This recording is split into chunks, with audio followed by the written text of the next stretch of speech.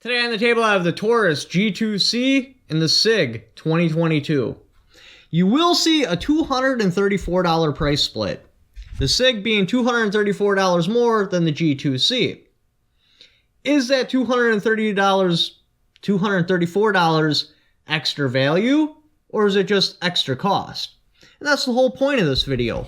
Should you get the cheapest firearm the cheapest good firearm, I feel, or should you buy something a little bit more expensive? And if so, why? The SIG is a heavier firearm. It is also quite a bit longer, taller. They're pretty close to the same in width. I'll put the measurements in. But it does have a higher capacity. The SIG, you're looking at 15 plus 1. The G2C, you're looking at 12 plus 1. For me personally, neither of these two firearms I would carry. They're just too big. For you, might be a different story. I mean, if you can carry a Desert Eagle in 50 AE, by all means, go ahead and carry it. But for me personally, I couldn't carry something that size. So when we're going to be looking at these, I'm going to be looking at like nightstand firearm, external holster, tack vest, something to that effect. Both of them do have accessory rails, which is very important if you're going to go with nightstand, or probably even tack vest, because then you can identify your target. Unfortunately, neither of these have night sights. They both just have your white 3-dot system, which really sucks because, yeah, your flashlight will identify your target, but ideally you want to come out, click, and then go back, regardless if you see something or not.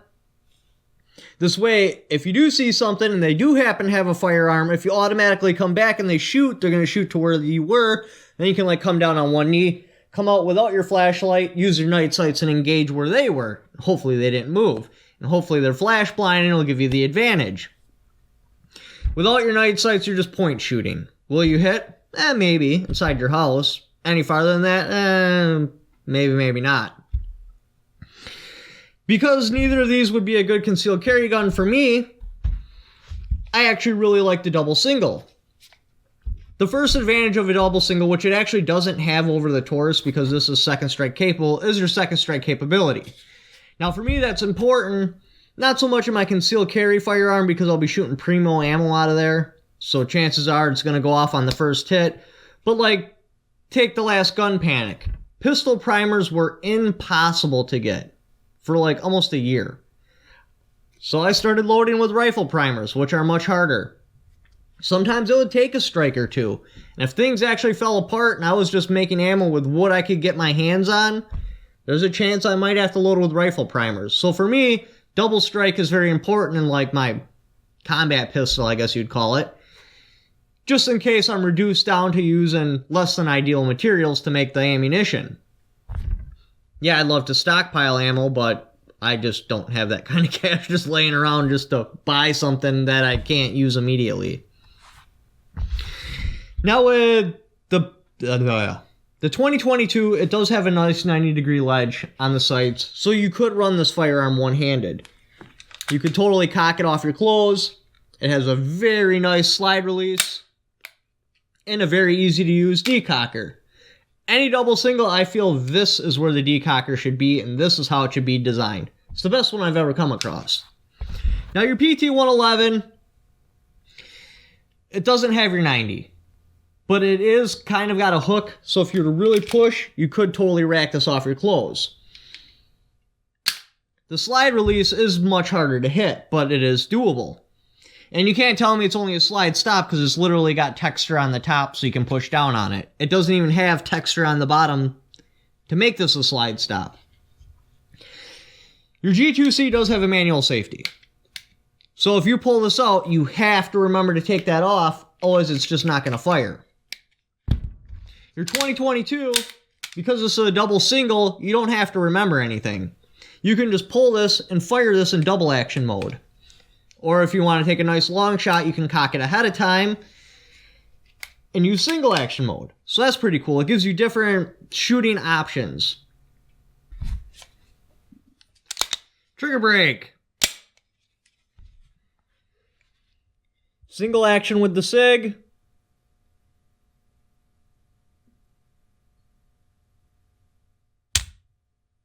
Brake's pretty good. I'd actually expect a little bit more out of a single action trigger brake. There's a lot of creep, a lot of take up. Here's all your take up, some creep, and then your snap. But it still brakes good enough to where my front sight is completely steady. Double action mode.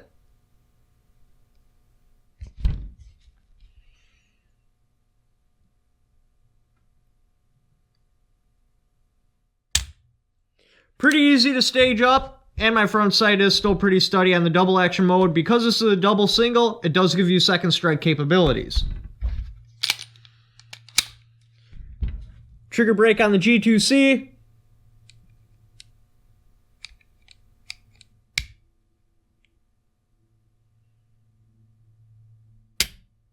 I do get a lot of movement in the front sight when the trigger brakes. This firearm is also second strike capable.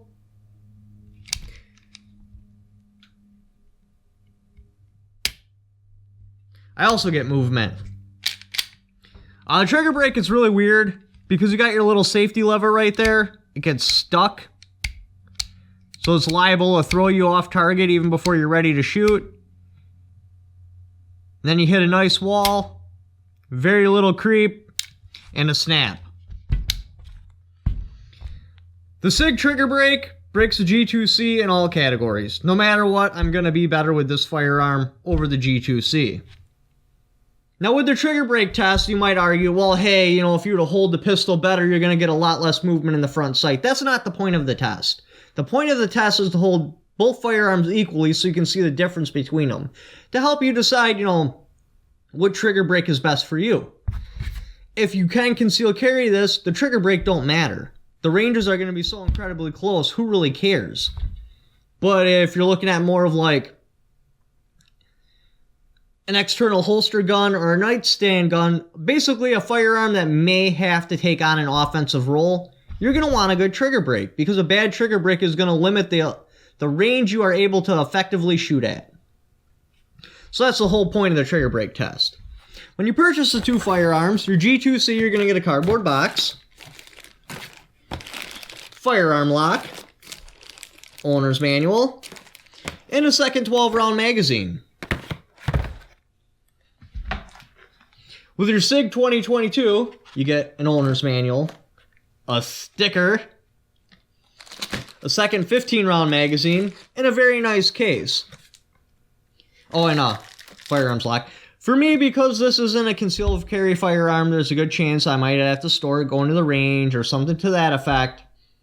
I actually really want the case with the SIG 2022, just for those reasons. The SIG 2022 breaks down pretty hard. I shouldn't say hard.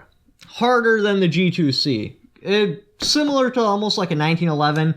You have to line the slide up in a super special spot, then you have to take this out, tear it apart. I really think SIG should go back to the drawing board on how they make this firearm break down.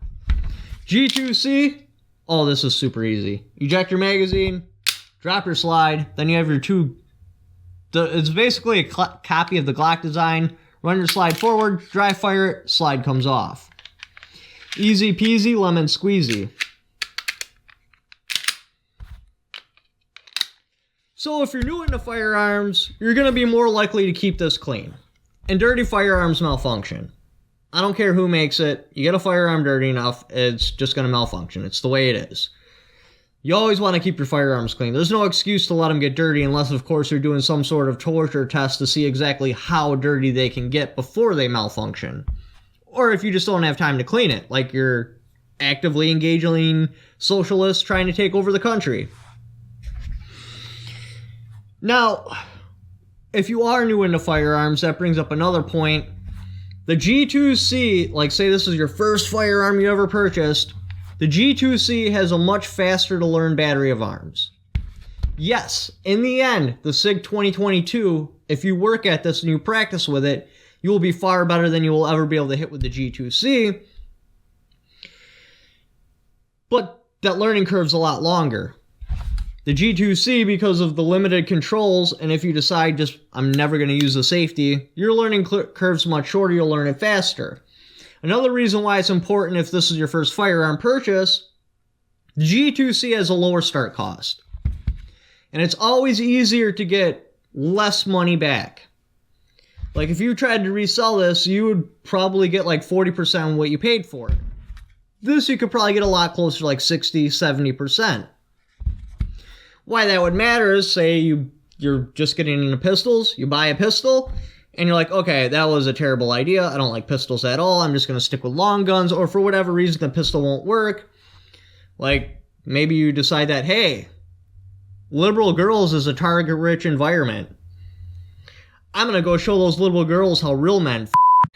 So you have to get rid of your handguns or hide them somewhere and hang up a bunch of pro-choice signs to get in to make it happen. Oh, I totally agree. Twinkle, twinkle, little star, I'm gonna f*** you in my car. The Russians made Trump president. It'd be easier to sell a G2C than the the SP 2022. Now, that aside, this isn't your first firearm purchase, you're looking at a new one. Without a doubt, I would recommend the SIG 2022 because, like I said, because it's a double single, your ability to your maximum skill you can achieve is higher than on the G2C. Now, the quality of the G2C, it is a less quality firearm. I mean, you can just tell by looking at it, the finish that's on it, materials used, how the texture feels. Your SIG 2022 is a much higher quality firearm. Again, if it's your first pistol purchase, that really doesn't matter because you're just trying to get your feet wet. See how things are, and then maybe if you like the G2C, then you upgrade from there. So which one would I pick? If I could honestly conceal carry it, which I can't on either of these, I would start looking at the G2C just because the battery arms is simple. And at close ranges for strictly defensive purposes, who really cares how bad the trigger is? But I do like the ability that I can put this in an offensive role. So it'd kind of be a toss-up. I'd probably go with the G2C just because it's smaller and lighter. Now, as a nightstand gun, without a doubt, the 2022. It just excels. It's longer, it's a little bit heavier, you'll have a sturdier sight picture. You got your flashlight. Obviously, you're going to have to switch these out for night sights. Now, for a holster gun, this would also win. Like I said before, if it was my first firearm purchase, I'd strongly recommend the G2C.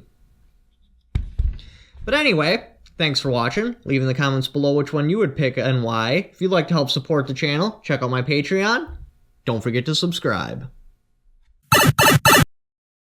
Side note, because of my coat hanger machine gun video getting so much traction, if I don't reply to your comment, sorry, I'm not ignoring you. It's just that there's literally so many of them, I'm not seeing replies. I'll put a link explaining why